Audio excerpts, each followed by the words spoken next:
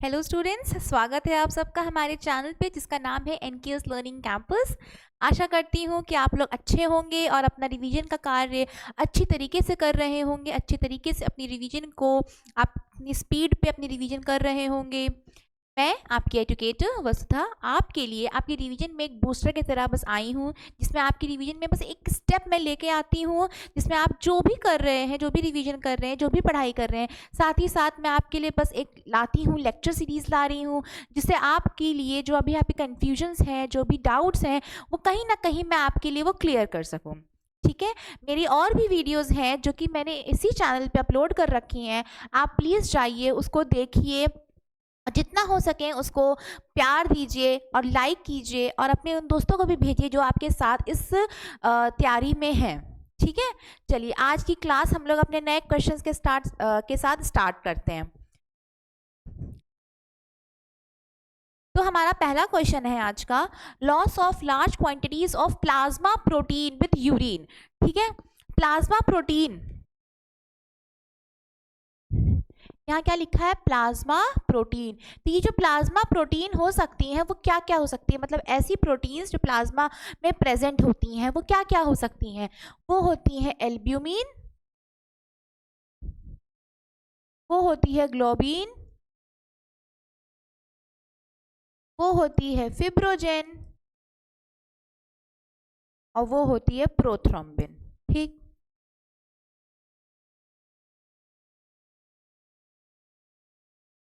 ये चार प्रोटीन हैं। अगर वो आपके यूरिन में दिखती हैं तो आपके यूरिन में ये दिखने की वजह से कौन से सिम्टम्स, अब कौन सी आपकी डिजीज वो डायग्नोज होती है, ये क्वेश्चन में पूछा गया है। ठीक है। तो डाउन सिंड्रोम क्या होती है? डाउन सिंड्रोम आपकी डिजीज होती है जिसमें क्या होता है, आपके 21th क्रोमोसोम जो होता है, 21th क्रोमोसोम जो होता है वो क्या हो जाता है? 3 हो जाते हैं। नॉर्मली क्रोमोसोम्स क्या होते हैं? हमारी बॉडी में 46 pair of chromosome, 23 pair of chromosomes होते हैं ना, जिसको हम लोग कहते हैं 46 क्रोमोसोम। तो जो हमारा 21th पेयर ऑफ क्रोमोसोम होता है, नॉर्मली क्रोमोसोम पेयर ऐसे पाए जाते हैं सेट में, बट यहाँ पे इस 21th क्रोमोसोम में क्या होता है? 3 क्रोमोसोम हो जाते हैं, जिसको हम लोग कहते हैं 47 नंबर ऑफ क्रोमोसोम हमारे पास आ जाते हैं। ठीक है। तो ये होती है डाउन सिंड्रोम की कंडीशन। तो ये तो इसका तो आंसर ये नहीं होगा। ठीक है।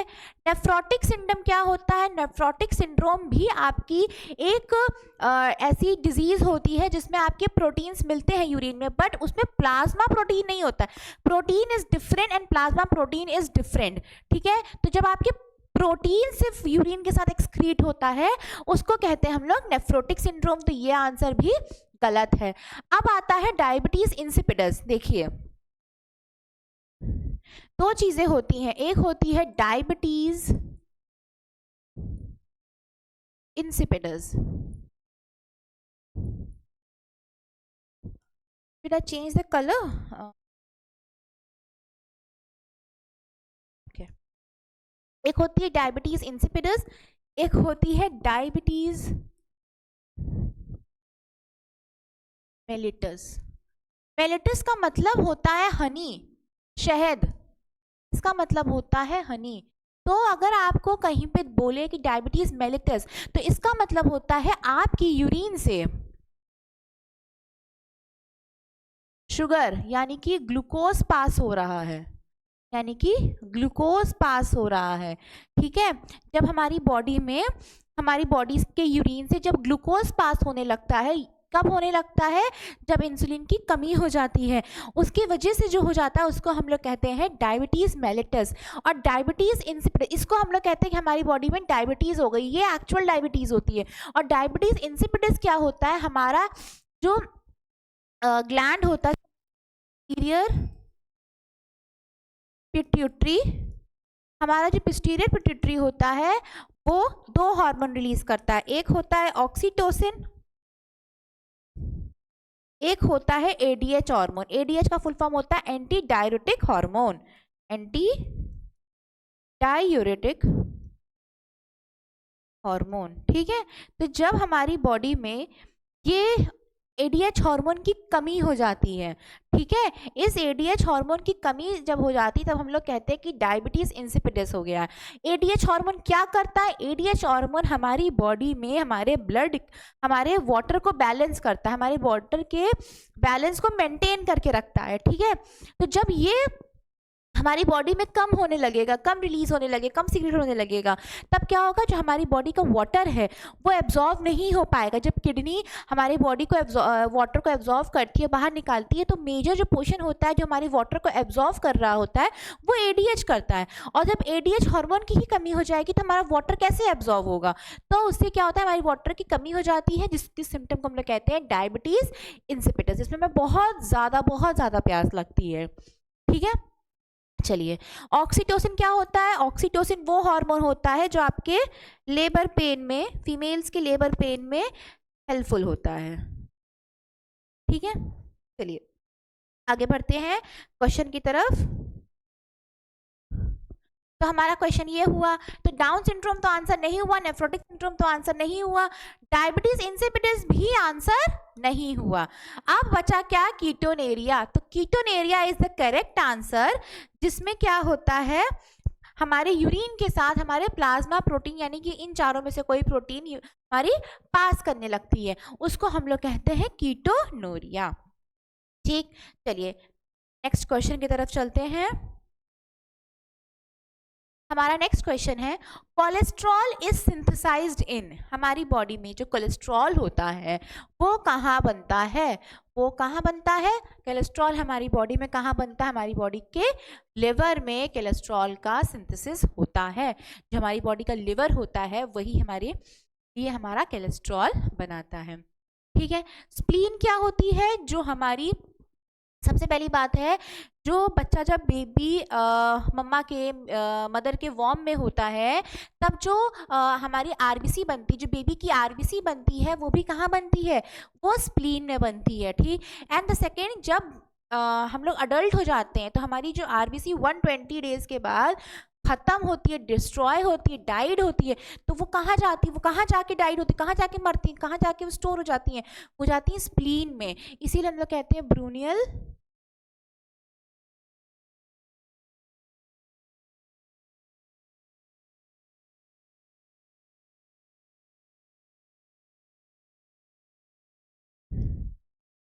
ब्रूनियल ऑफ आरबीसी, ठीक। पेनक्रियास क्या होता है? पेनक्रियास क्या करता है? पेनक्रियाटिक जूसेस निकालता है और हार्मोन्स निकालता है, ये दो चीजें निकालता है। ये एंजाइम्स भी रिलीज करता है, पेनक्रियास हमारा एंजाइम्स भी रिलीज करता है, जिसको हम लोग पेनक्रियाटिक जूसेस कहते हैं। एंजाइम रिलीज करता है और क्या रिलीज करता है? हमारे हार्मोन्स रिलीज करते हैं। ये कौन कौन से हार्मोन रिलीज करता है? अल्फा, अरे इंसुलिन, और आपका कौन सा हार्मोन रिलीज करता है? इसकी जो पेनक्रियास को हम लोग क्या बोलते हैं? Mixed gland. तो इसका जो हाफ पार्ट होता है, इसका जो हाफ पार्ट होता है वो क्या बनाता है? वो एंजाइम बनाता है। इसका जो हाफ पार्ट होता है उसमें होते हैं आइलेट्स ऑफ लैंगरहैंग्स, आइलेट्स ऑफ लैंगरहैंग्स, जो कि क्या रिलीज करता है? Insulin and glucagon. पेनक्रियास के जब बीटा सेल्स जो होती हैं वो क्या रिलीज करती हैं? इंसुलिन, और अल्फा सेल्स क्या रिलीज करती हैं? आपके ग्लूकागॉन, ठीक। ब्रूनर्स ग्लैंड कहाँ पाया जाता है? ब्रूनर्स ग्लैंड पाया जाता है आपके ड्यूडेनम में, आपके स्मॉल इंटेस्टाइन के ड्यूडेनम में ये ब्रूनर्स ग्लैंड बनते हैं, ठीक। अब हम लोग नेक्स्ट क्वेश्चन की तरफ चलते हैं। इसका सही आंसर क्या हो गया? इसका सही आंसर हो गया लिवर। इसके नेक्स्ट क्वेश्चन की तरफ चलते हैं। नेक्स्ट क्वेश्चन कहता है, the lacteals are found in the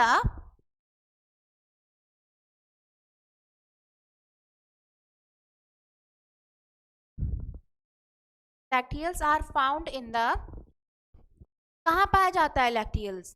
lacteals पाया जाता है, देखिए ये एक स्ट्रक्चर होता है, ठीक। इसको हम लोग कहते हैं विलाई, ठीक। इस विलाई के ऊपर उसकी होती हैं सेल्स प्रेजेंट,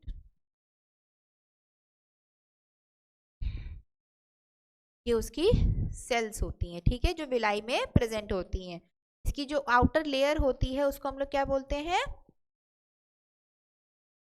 एंटेरोसाइट्स, ठीक, इसकी आउटर लेयर को एंटेरोसाइट्स कहते हैं। फिर क्या होता है, इसके बीच में एक ऐसी आपका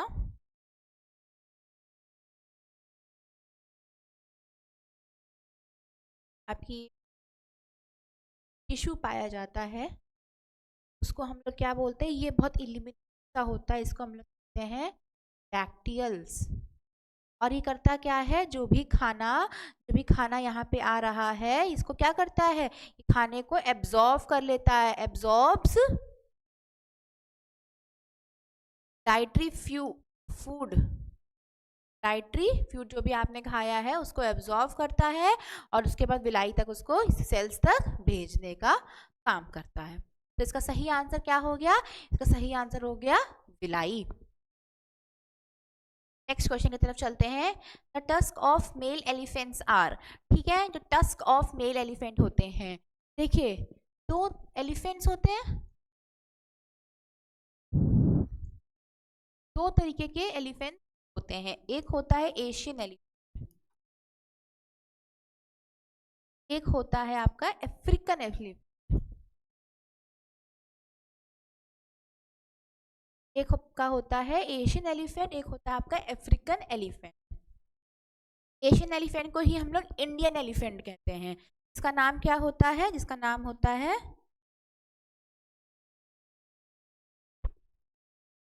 इसको हम लोग क्या बोलते हैं, इंडियन।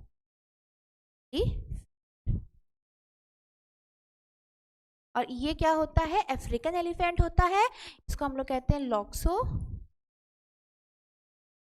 डांटा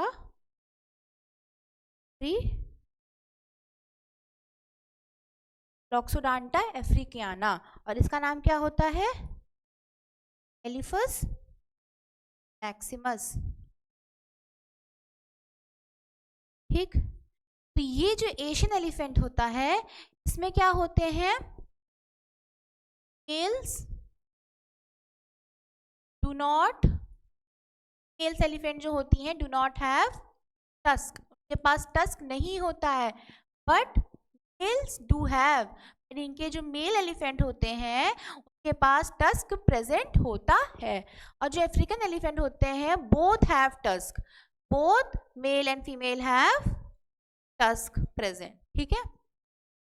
टस्क होता है वो ना, उसमें रूट्स पाई जाती हैं और वो रूट्स क्या होती हैं, इलोंगेट करती रहती हैं, बढ़ती रहती हैं, ठीक है। और ये टस्क होता है, उसको हम लोग कहते हैं टस्क ही अपर इंसिजर्स कहलाता है। इसका सही आंसर हो गया अपर इंसिजर। नेक्स्ट क्वेश्चन की तरफ चलते हैं। नेक्स्ट क्वेश्चन है, which of the following stain lignified and cutinized cells, ठीक है, इसमें से कौन सा स्टेन ऐसा है जो कि स्टेन कर देता है आपके लिग्निफाइड एंड क्यूटिनाइज्ड सेल्स को, ये स्टेन करने में हेल्पफुल होता है। तो जब भी हम लोग अपने प्रैक्टिकल लैब में बैठते थे अपने बीएससी एमएससी के टाइम पे, तो आपने देखे होगा कि जब भी हम लोगों को वो लोग एक्सपेरिमेंट्स करवाते थे, तो जो पतली सी लेयर कटवाने के बाद वो लोग क्या कहते थे, उसमें सैफरन की ड्रॉप डालने को, क्यों, जो क्लियर इमेज दिखती थी वो पिंक पिंक सी, वो सैफरन की दिखती थी। इसका सही आंसर क्या होता है, सैफरन। सैफरन बनाया कैसे जाता है, एक सैफरन पाउडर आता है, सैफरन पाउडर होता है, में हम लोग 1 ग्राम सैफरन पाउडर में प्लस 100 ml ऑफ एल्कोहल मिलाते हैं और फिर बनाता क्या है, वो बनाता है सैफरन स्टेन आपका, ठीक। चलिए नेक्स्ट क्वेश्चन की तरफ चलते हैं। हाँ, नेक्स्ट क्वेश्चन है, the species which have very restricted distribution is known as, ठीक है, यह आपका लिखा है कॉस्मोपॉलिटिशियन, कॉस्मोपॉली, ठीक, यह है कॉस्मोपॉलिटिशियन। तो कॉस्मोपॉलिटिशियन का मतलब क्या होता है, कॉस्मोपॉलिटिशियन का मतलब होता है found everywhere in the world, मतलब ऐसी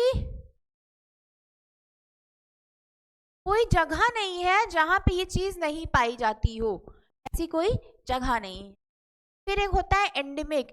एंडेमिक का मतलब होता है आपके कोई पर्टिकुलर लोकल एरिया की बात हो रही है, ठीक है, जो फाउंड इन लोकल एरिया। जैसे सपोज मान लीजिए कोई भी एक सिटी है, वहाँ पे उस सिटी में कोई पर्टिकुलर एरिया है, ठीक है, उस एरिया की जब कोई डिजीज फैलती है या फिर कोई चीज़ की बात होती है, उस पर्टिकुलर एरिया की बात हो रही है, तो उसको हम लोग कहते हैं एंडेमिक। तो इसको हम लोग कहते हैं found in a particular area. फिर आता है आपका एंडोजेनिक। एंडोजेनिक मतलब होता है कि जब कोई चीज आपके बॉडी के अंदर हो रही है, अगर या सिंथेसाइज, कोई चीज बन रही है या कोई चीज हो रही है इनसाइड द बॉडी, उसको हम लोग कहते हैं आपके एंडोजेनिक। तो इसका सही आंसर क्या होगा? The species which are very restricted distribution, जो बहुत ही थोड़ी सी जगह पे प्रेजेंट है, उसको हम लोग कहते हैं आपके एंडेमिक। एक होता है आपका एपिडेमिक। एपिडेमिक जैसे मान लीजिए कि एक पूरे सिटी में वो चीज़ फैल रही है, ठीक है। एक होता है पेंडेमिक, जो कि पूरी पूरी कंट्री में वो चीज़ फैल रही है, वो हो जाता है आपका देन वो आपके वर्ल्ड में, मतलब आपकी कंट्री के बाहर भी वर्ल्ड में आपके धीमे धीमे फैल रही, वो हो जाता है आपका पेंडेमिक। फिर आता है which type of a soil is best suited for cotton cultivation. Cotton के कल्टीवेशन के लिए हमें चाहिए होता है ब्लैक सॉइल, ठीक, ब्लैक सॉइल चाहिए होता है। जो कॉटन बनती है ब्लैक सॉइल में, उसको चाहिए कम से कम 21 डिग्री टू 30 डिग्री सेल्सियस, तब जाके वो उसके लिए बेस्ट सूटेड टेम्परेचर होगा कि कॉटन को वो कल्टीवेट कर पाए। और ये कहाँ पे होती है? सब ट्रॉपिकल रीजन,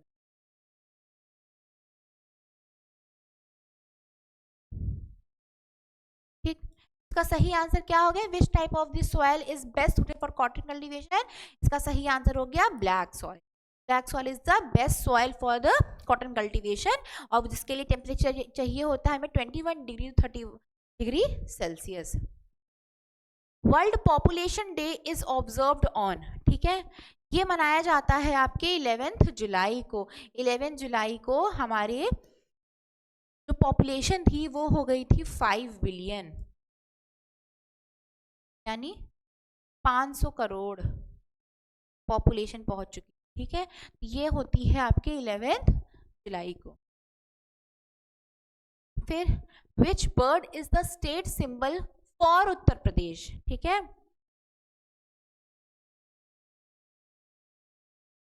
उत्तर प्रदेश के लिए जो स्टेट सिंबल है वो क्या है आपकी?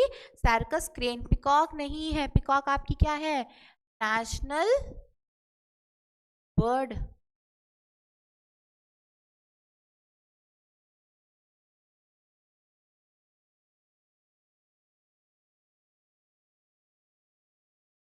Toxicity of pesticide is calculated as, ये टॉक्सिसिटी होती है पेस्टिसाइड की, वो कैलकुलेट होती है, ये होता है LD50।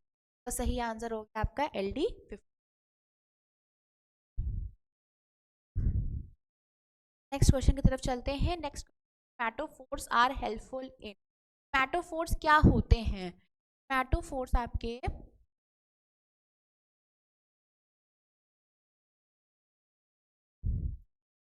रूट सेल्स होती हैं, ठीक है, फॉर या फिर आप कह सकते हो इसको कि आपकी रिस्पायरेटरी रूट सेल्स होती हैं, ठीक, फॉर रेस्पिरेशन, ठीक है। ये क्या कराती है? रेस्पिरेशन कराने के लिए हेल्पफुल होती हैं। किनके लिए हेल्पफुल होती है? हेलोफाइट्स के लिए। हेलोफाइट्स के लिए जो रेस्पिरेशन के लिए रिस्पॉन्सिबल होती हैं वो होती हैं आपकी न्यूमैटोफोर्स। और हेलोफाइट्स होते क्या है? ऐसे प्लांट्स, हेलोफाइट्स क्या होते हैं? हेलोफाइट्स ऐसे प्लांट होते हैं जो बहुत ही हाई सॉल्ट कंसंट्रेशन में ग्रो कर जाते हैं, ठीक है, सलाइन वाटर में ग्रो करते हैं, बहुत ही हाई सलाइन वाटर होता है जो उसमें ग्रो करते हैं, ठीक है। इनके एग्जाम्पल्स आपके हो जाते हैं राइजोफोरा, और क्या एग्जाम्पल हो सकते हैं इसके? इसके एग्जाम्पल हो सकता है आपका एट्रिया, इसका एक एग्जाम्पल होता है सोनेरेशिया, एक एग्जाम्पल इसका होता है आपका सी। ठीक, ये चारों चीजें होती हैं, ये चारों प्लांट्स हैं जो कि आपके हेलोफाइट्स में आते हैं, और ये सब चारों क्या होते हैं, ये सब मैंग्रोव प्लांट होते हैं। तो न्यूमेटोफोर क्या होता है, न्यूमेटोफोर क्या हो गया, मैंग्रोव प्लांट्स में, जो मैंग्रोव प्लांट्स होते हैं उनमें ये पाया जाता है, और ये होते क्या है, ये होते हैं रेस्पिरेटरी रूट सेल्स होते हैं जो कि रिस्पायरेशन कराते हैं। तो न्यूमेटोफोर्स आर हेल्पफुल इन, इसका सही आंसर ये नहीं, इसका सही आंसर हो गया आपका रेस्पायरेशन। चलिए नेक्स्ट क्वेश्चन की तरफ चलते हैं। नेक्स्ट क्वेश्चन हमारा कह रहा है pneumatophores are special type of modified root which help in, ठीक है, न्यूमेटोफोर्स क्या होते हैं, न्यूमेटोफोर्स आपके क्या पूछ रहा है कि special type of the modified root है जो किसमें हेल्प करते हैं, अभी मैंने बताया कि वो रिस्पायरेशन के थ्रू, रिस्पायरेशन में हेल्प करते हैं। ठीक, नेक्स्ट क्वेश्चन की तरफ आते हैं। न्यूमेटोफोर्स आर कैरेक्टराइज्ड बाय, अब मुझे लगता है न्यूमेटोफोर्स से कोई क्वेश्चन आएगा तो आप लोग गलत नहीं कर पाएंगे, क्योंकि मैंने आपके उसके सारे टॉपिक क्लियर कर दिए, सारे जितने पॉइंट्स हैं जो कि उससे पूछ सकते हैं मैंने आपको बता दिया है। ठीक है, तो न्यूमेटोफोर्स आर कैरेक्टरिस्टिक्स ऑफ, अभी मैंने बताया कि न्यूमेटोफोर्स किसके कैरेक्टरिस्टिक है, मैंग्रोव प्लांट के। ठीक है, तो यहाँ पे इसकी स्पेलिंग है मैंग्रोव।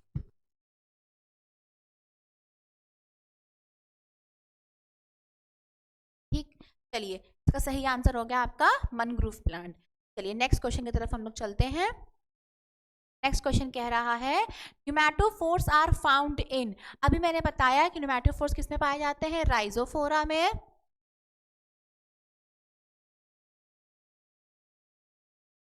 एविसीनिया में, सोनेरेशिया में, और किसमें पाए जाते हैं, अर्टिमिया में। ठीक है, तो ये चारों कहीं भी आएंगे तो आपको पता चल जाएगा कि यहाँ पे आपके न्यूमेटोफोर्स पाए जाते हैं, तो ये आंसर नहीं है, सही आंसर हो गया एविसीनिया।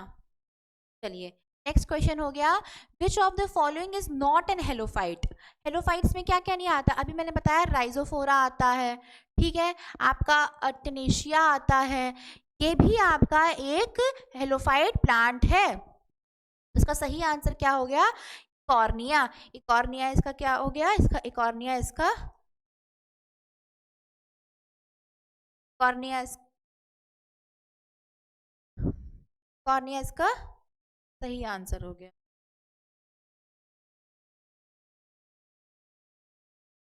तो इसका सही आंसर क्या हो गया, कॉर्निया इसका सही आंसर हो गया। इकॉर्निया को हम लोग क्या कहते हैं, ऑफ बंगाल, कॉर्निया को हम लोग क्या कहते हैं, टेरर ऑफ बंगाल कहते हैं। इसको हम लोग वाटर हाइंसिथ भी कहते,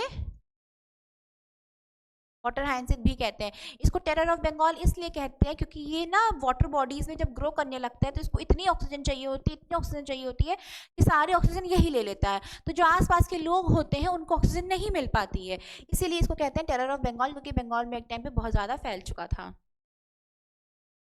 नेक्स्ट क्वेश्चन है आपका, plants with milky latex are found in, ठीक है, इसका सही आंसर आपका है यूफोरबिएसी। यूफोरबिएसी फैमिली में एक प्लांट होता है जिसको हम कहते हैं हेविया ब्रेसी, जो कि क्या करता है, रबर का साइंटिफिक नेम होता है, और क्या करता है, ये यूफोरबिएसी फैमिली में आता है। ये क्या होते हैं, यूफोरबिएसी फैमिली में जो भी प्लांट्स आते हैं वो क्या होते हैं आपके, वो आपके यूनिसेक्सुअल प्लांट्स होते हैं। ठीक, आपके यूनिसेक्सुअल प्लांट्स होते हैं, और क्या होता है, ये लोग डाइकॉट होते हैं, ये सारे के सारे प्लांट्स क्या होते हैं, डाइकॉट होते हैं। और क्या होता है, ये जो लीव्स होती हैं, जितनी भी लीव्स होती हैं उनमें क्या होता है, रेटिकुलेट वेनेशन पाया जाता है, रेटिकुलेट वेनेशन पाया जाता है, एक्सेप्ट, एक आपका एग्जाम्पल होता है, एक्सेप्ट एसीफाइला, जिसमें आपके पैरेलल वेनेशन पाया जाता है। और ये जो होता है हेविया ब्रेसिलेसिन, ये क्या करता है, एक मिल्की लैटेक्स टाइप का कंपाउंड को सिक्रीट करता है। ठीक, चलिए तो इसका सही आंसर यूफोर्बिएसी। नेक्स्ट क्वेश्चन है plant with latex and unisexual flower. अभी मैंने बताया यूफोर्बिएसी फैमिली में होता है लैटेक्स और होता है यूनिसेक्सुअल फ्लावर, तो वो उसका सही आंसर क्या हो गया आपका यूफोर्बिएसी। नेक्स्ट क्वेश्चन है when the filament of stamens are free, मतलब देखिए आपका ये होता है फिलामेंट,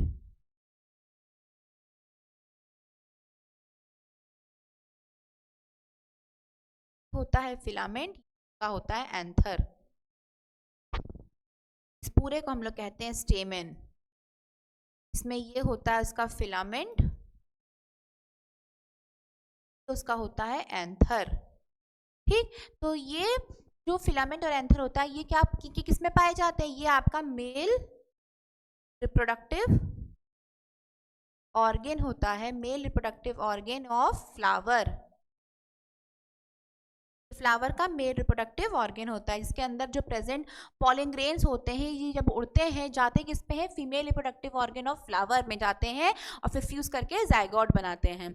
ठीक, तो इसमें बोल क्या रहा है कि when the filament of stamen are free and anther lobes are united, जितने इसके जो फिलामेंट्स हैं वो सब क्या है, फ्री हैं, और इसके जितने भी एंथर हैं वो सब क्या है, अलग अलग के, वो सब क्या है, यूनाइटेड, और ये सब एंथर्स क्या है आपके यूनाइटेड है। तो ये जो कंडीशन होती है जिसमें सारे के सारे एंथर्स जो होते हैं वो यूनाइटेड रहते हैं और उसमें आपके जो फिलामेंट्स होते हैं वो फ्री होते हैं, वो कंडीशन को हम लोग कहते हैं सिंजेनेसिस।